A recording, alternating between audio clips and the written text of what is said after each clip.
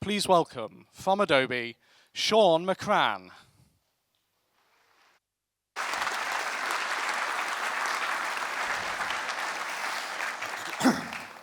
Morning, everyone. Great to be with you today. Thanks very much for Jamie for hosting us. Much appreciated. And thanks very much for Matthias for that awesome talk through on what the Magento Association is doing. It's great to see us both on stage in the same space. I think it's been a long time coming. We've built some bridges over the last few weeks and months and years. And there's a lot of familiar faces in the crowd. Some of you I've engaged with online, some in real life, some over a bar, some behind an iron bar. But it's all been very collaborative, so it's great to see so many faces in the room, all coalesced and talking about commerce. I think it's an exciting time for us all. So it'd be great to see what we can do together going forward. I've got a very short amount of time, and there's a pressure clock. I've been told it turns red just as an extra threat, which is always entertaining. So I'm going to crack on.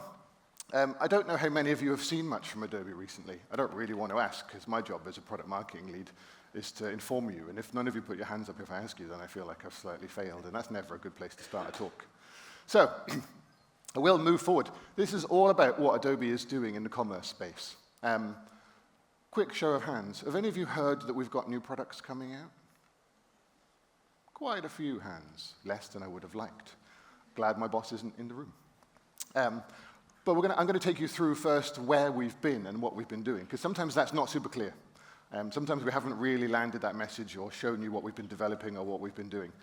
So a lot of what I do, and I'm a product marketer, and I'm part of the Product Marketing Association, so as a small tangent, I did a similar presentation to this for the Product Marketing Association about customer interviews. We are heavily customer-centric, and what I mean by that isn't we just listen to the odd customer and we develop things. But over FY24, I basically ran a program to go out and interview as many customers as possible, and that ended up being just over 100. So I spent a lot of time talking to customers, listening to what they were doing, what they were asking for, and I'm sure you do the same, whether you're a customer or a partner in the room. I'm assuming it's a mixed audience, and really seeing what their pain points were, because there's two ways of developing products, right? One is we come up with some great ideas, or we look at some market trends and we build something and we release it and we hope it works. And the other is where we've got to, which is where we're listening specifically to customer pain points. And we're looking at what they're telling us. This is what we're seeing. And these are some of the direct quotes we've got from customers. And then you bring that back and you run early adopter programs and you develop software solutions with them and you test and learn. And you go live with those customers. So nothing we release now hasn't been implemented in at least 5 customers successfully and seen good results. So when we GA a product, it's because we've built it over time with customers in production environments and it's driving business results for them.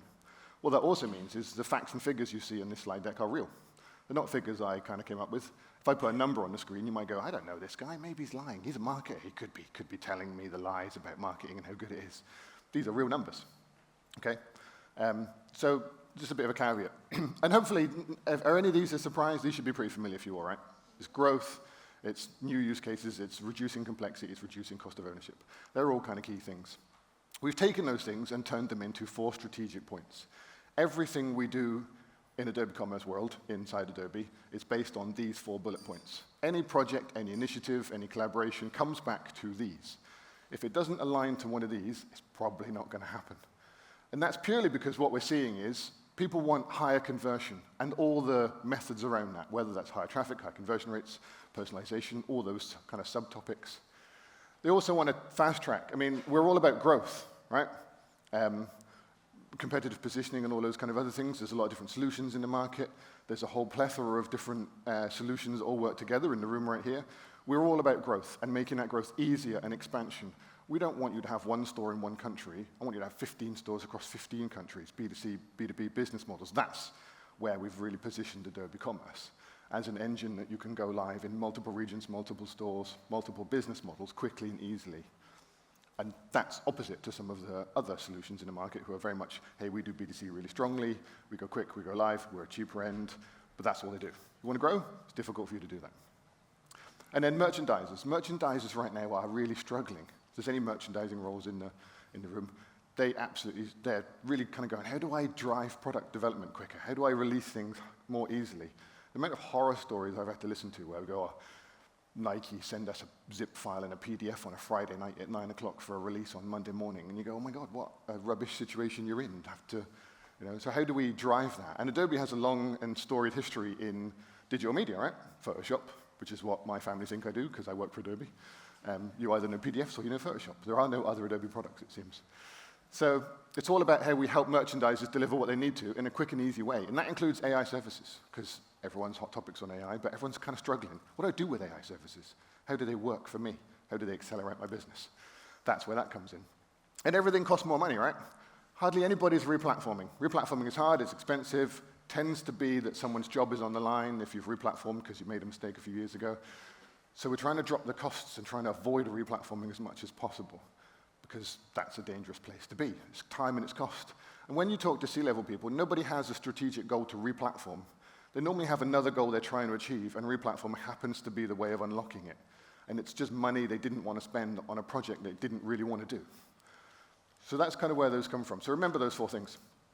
As a quick look back on where we've been, as a recap, because sometimes we talk about capabilities and people go, I don't know what that is, which is, on my part, slightly frustrating because we built stuff and no one's adopting it. But in the other space, it's different, right? So we look at scalable commerce. So post-acquisition, when we first kind of started integrating the whole Magento ecosystem and the solution and everything else into Adobe, I must admit, I wasn't there. I was delivering totally different products in the Adobe space, being an architect in a totally different domain. But it was an interesting time, right? We were looking at scalability. How do we bring in a commerce solution into the Adobe ecosystem? How do we drive this forward? How do we make it part of our digital experience set of products? So that was a kind of formative time for us. 2020, 24 is when we looked at what we talked about a lot, right? The trends of composable commerce. How did we bring commerce into those DX stories? How do we integrate plug and play commerce and analytics, commerce and target?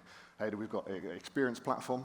So how do we track all your activities and create rich profiles and do ID stitching? And that whole joint digital transformation story. At that point, we also developed things like Adobe App Builder, which is out-of-process extensibility. Think of it as middleware, but with a cooler name, because that's what Adobe does, right? Take a product, middleware. Not allowed to call it middleware, because that's not very sexy. Call it App Builder. And an API mesh, which again, services. At the same time, we then delivered product recommendations, bunch of SaaS services, and that's one of the key differentiators between the 2 different solutions. As Magento Open Source Codebase or Adobe Commerce, you get all these different services around it that are just part of the license. They're not upsells, we're not trying to sell you more, but they're things that go with it, that plug in. They're the scalable things, right? SaaS-based catalog that has 250 million SKUs in it for growth, for expansion. When we talk about scale, we're talking millions in the scale. So that was kind of how we grew and moved more into the enterprise space. Now what we're looking at is full SaaS solutions, again, with bigger product sets, more pricing, bigger merchandising recommendations, AI-driven kind of propositions. And that's where we've got things like our composable data model, which you won't hear me call that again, because it's got a really long name that I'm trying to change, so I don't want to use it. So that's kind of the journey of where we've been. So if you're an Adobe Commerce customer right now and you're not using catalog service, I want you to be aware that it's available to you, 0 cost. Put it in 10 times faster than the relational database in the core. Those kind of things. That leads us to where we're going forward. So the end of this month, because we're June now, right? Calendar, June, yeah. You've got to wonder, right? I work from home quite a lot, I travel, so what day is it? Who knows? At the end of this month, we're releasing Adobe Commerce as a cloud service, which is a full SaaS multi-tenant commerce solution. And it includes the whole stack. So Superfast Storefront, our commerce storefront, powered by Edge Delivery, merchandising services, an integrated part of AEM Assets. Who've seen Assets? The DAM solution, AI generative tools. Take this gentleman's extremely bright t-shirt and add a pair of sunglasses, or that's it. You can build AI capabilities around it. You want to take that whole product set and change the background to a Hampshire or Wiltshire or Scottish background for a campaign. You can do that. It's API driven, and it's lightning fast. So it's all about targeting audiences more accurately to drive conversion. Super powerful way of delivering content anywhere. And again, that developer platform and a commerce foundation, so app builder. It's all out of process. Don't open a box anymore, edit the code, do it on the side, keeps the cost down. Means upgrades are easier. On the point of upgrades, 0 upgrades and patches for you. This is entirely managed by Adobe. No more upgrades of the core solution, because the development methodology is slightly different. So whole new world of how we're going to market for Adobe Commerce. Quite an interesting one. Don't know if you've there's product one. Product two, which I find a bit more exciting, personally, because it's my product, and I'm biased, as much as you like to like all your children equally. I have 2 boys, and one is definitely the favorite. The other one's an arse, to be honest, but hey. But in this case, this is Adobe Commerce Optimizer. And this is, at a simple level, because I've only got 10 minutes and 13 seconds left, this is a storefront with an extremely powerful catalog behind it. And you put this on top of any other commerce solution. This is not a full stack solution. This requires a commerce engine behind it. Yeah?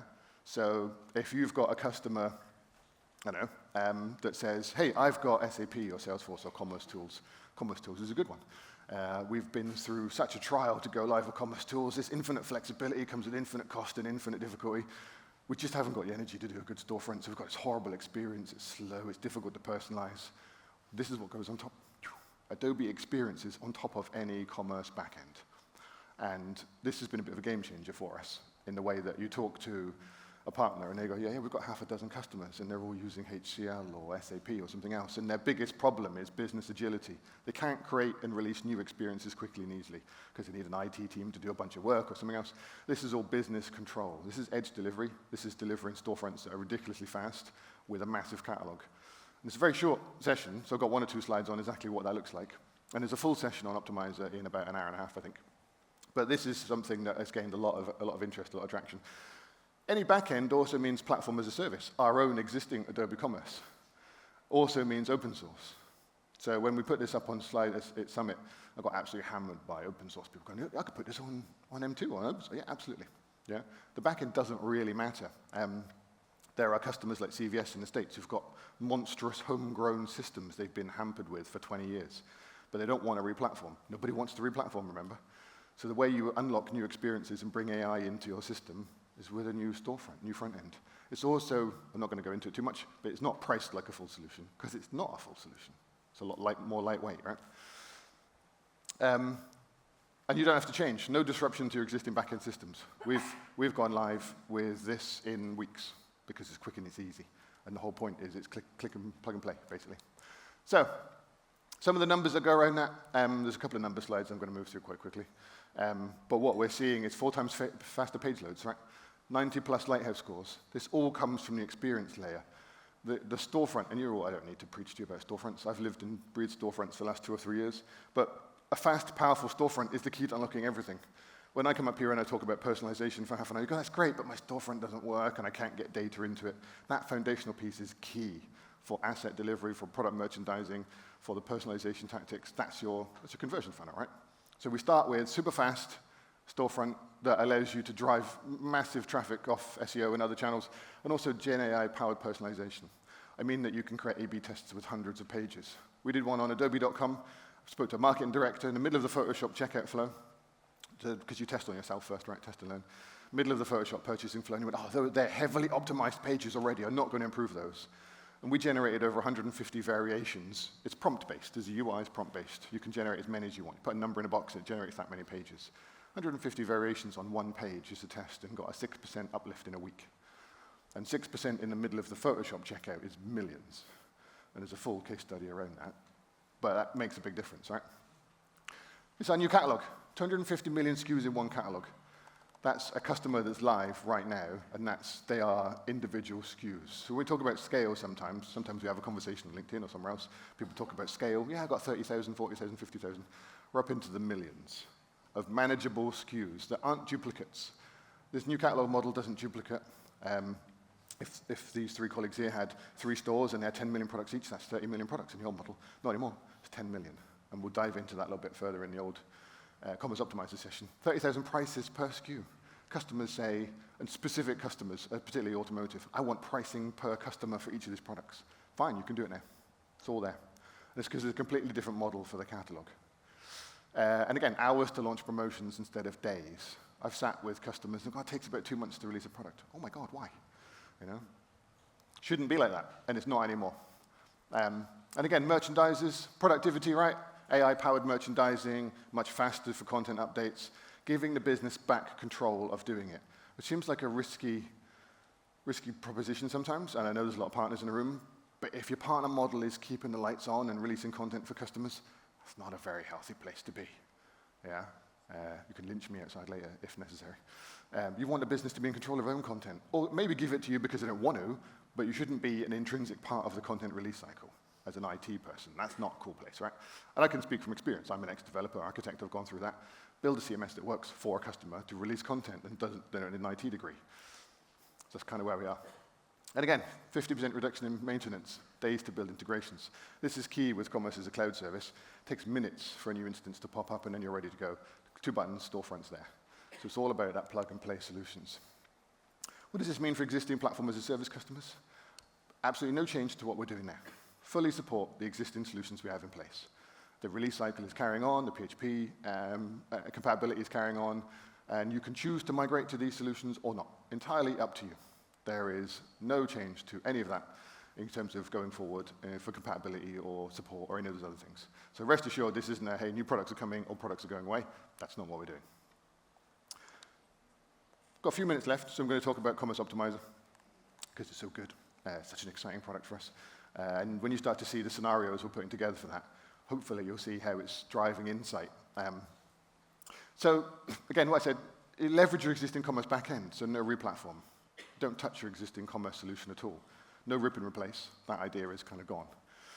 And it's a headless storefront, but you can also do it any way you want. So we've got customers with React storefronts, and they want to integrate differently. And you can do that. It's entirely up to you. Super flexible. It's API-driven.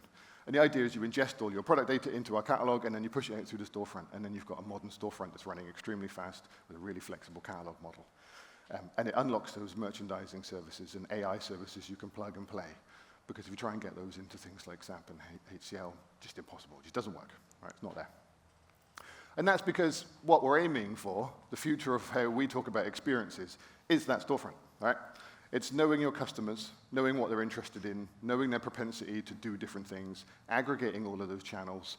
Goes back to that slightly kind of early 2000s ID stitching. I know where you've been, I know what you've done, I know what you're interested in, I know your stage of life. I've got inferred preferences, and I've got actual preferences that you've given me, and I can build a personalization profile, and I can drive the journey on the commerce platform with really pinpoint accuracy.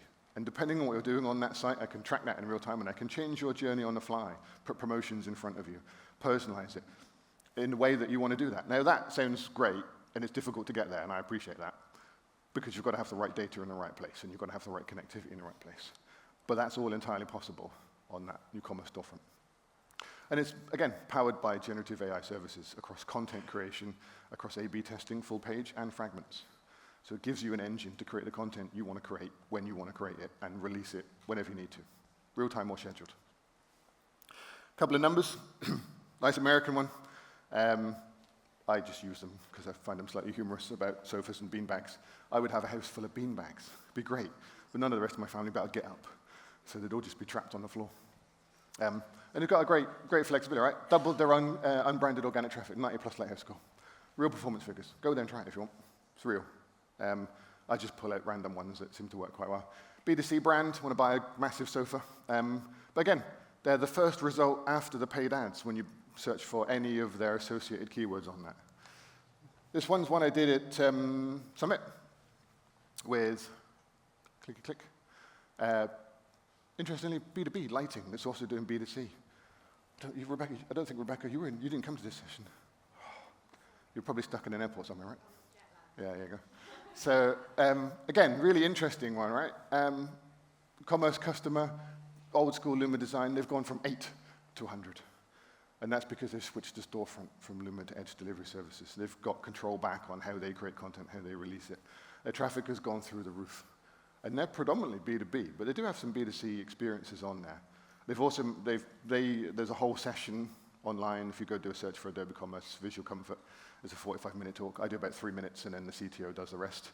It's about a progressive migration. You can change one page at a time and progressively go through your funnel. Again, touching storefronts is difficult and it's risky, and people don't like doing it. So just change one page. Change the page that's the most value. With this company, we went in and we did a demo, and we showed them how good it was. And they went, that's good, but we don't trust you. We don't ever really, seems a bit good, to be honest. We did the homepage and left it 3 months. They came back and went, it's great, let's do the rest. It's a good way to build that foundational trust. So some interesting numbers. Catalog slide, I'm not going to dwell on this too much because that's turned red. I'm feeling the pressure.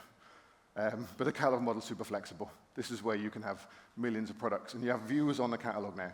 So I want 600 automotive dealers all logging into one point and getting a different slice of the catalog. It's entirely possible in a manageable, easy-to-do way. And again, assets. So asset creation flow. If you've got multiple internal and external parties all creating assets and sharing them across marketing and commerce, one of our key strengths as a solution is that integration between marketing activities and commerce activities. Consistent branding, consistent tone of voice, consistent imagery. Super powerful when you've got one journey that matches everything up. Customers trust you more because it's a combined journey. And then payments. It's a bit dark in the back end, but I'm sure Harrison's here. I would get him to stand up, but I feel embarrassed. But we're driving more and more for payments and seeing what the payment service does for us as a cloud service. Different payments in different regions. And I've got 2 slides left, and then we're done.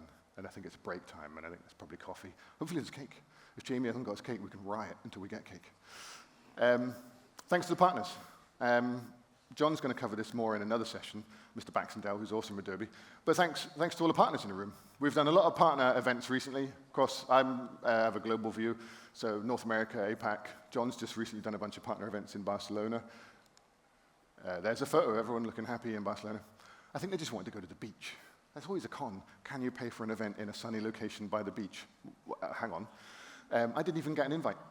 But there's more partner days coming, and also Summit. Some of you I recognize from Summit. Some of you I've spent too long in airports with at Summit, stranded. So fun times. But again, a lot of partner sessions. Commerce within Adobe is more prevalent and more prominent than it ever has been. And we're driving bigger business, and we are often the glue that brings those solutions together. So commerce has a really strong foundation in Europe with an organization like this in collaboration with the Magento Association. And we're also growing in terms of our prevalence in Adobe, telling that one Adobe story. So it's in a good place. Lastly, come speak to us. There's Harrison. He's in here somewhere. You can't recognize him. There you go. There he is. Harrison runs payments, so come and have a chat with him. The UK Commerce and Partner team's also here. There's quite a few representatives. Again, come and have a chat. We're not going to try and sell you anything. It's all very friendly. Have a conversation, see what's up, see what's going on. Got any questions about any of that, come and have a word with us. And then there's an Optimizer session, 11:15. If you want a deep dive on what that is and how it works, a bit more detail, come and have a word, and we'll go from there. Thank you very much, everyone. Have a good day.